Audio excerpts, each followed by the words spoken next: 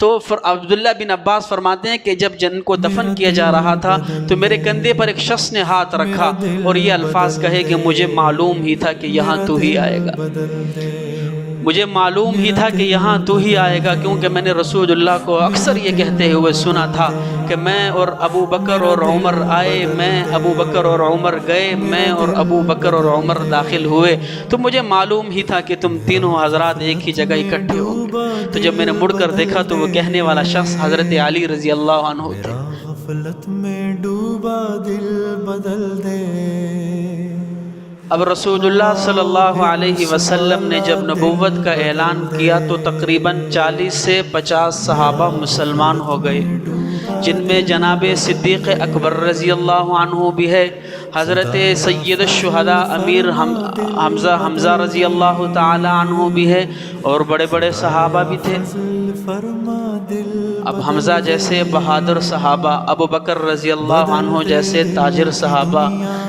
بڑے صحابہ، 40-50 صحابہ کی تعداد مسلمان ہو چکی ہے۔ حضرت علی رضی اللہ عنہ اسلام لے آئے ہیں، لیکن رسول اللہ صلی اللہ علیہ وسلم پر اسی طرح وہ کفار جو ہے ان کو تکلیفیں دیا کرتے تھے، مشقت بھرانا زندگی تھی،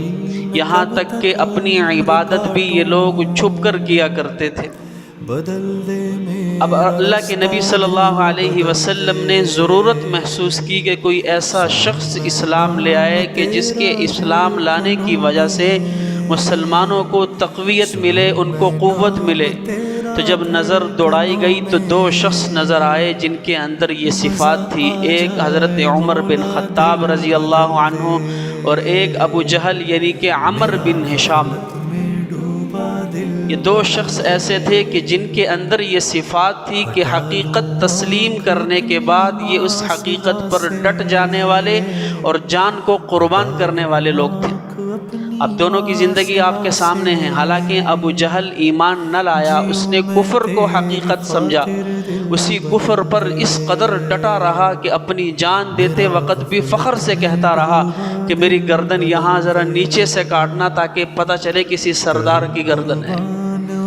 معلوم یہ پڑ رہا ہے کہ اللہ کے نبی نے جو دعا کی تھی وہ ابو جہل کو اس لیے شریک کیا تھا اس دعا کے اندر کہ ان دونوں کے درمیان صفات مشترک تھی، اس کے اندر بھی بہادری تھی، اس کے اندر بھی بہادری تھی، وہ بھی حقیقت کو تسلیم کرنے کے بعد اس پر پختہ رہنے والے، حضرت عمر رضی اللہ عنہ بھی حقیقت کو تسلیم کرنے کے بعد اس پر جان نشاور کرنے والے، لیکن اس کے نصیب میں ایمان لانا نہیں تھا، تو حضرت عمر رضی اللہ عنہ کے حق میں دعا قبول ہو گئی۔ اسی لیے اللہ کے نبی نے دونوں کو مانگا تھا، اللہم اعز الاسلام باحب هذین الرجلین الیک، اے اللہ دونوں شخصوں میں سے جو تجھے زیادہ محبوب ہو اس کے ذریعے اسلام کو عزت عطا فرما، بأبی جہل او بعمر بن الخطاب۔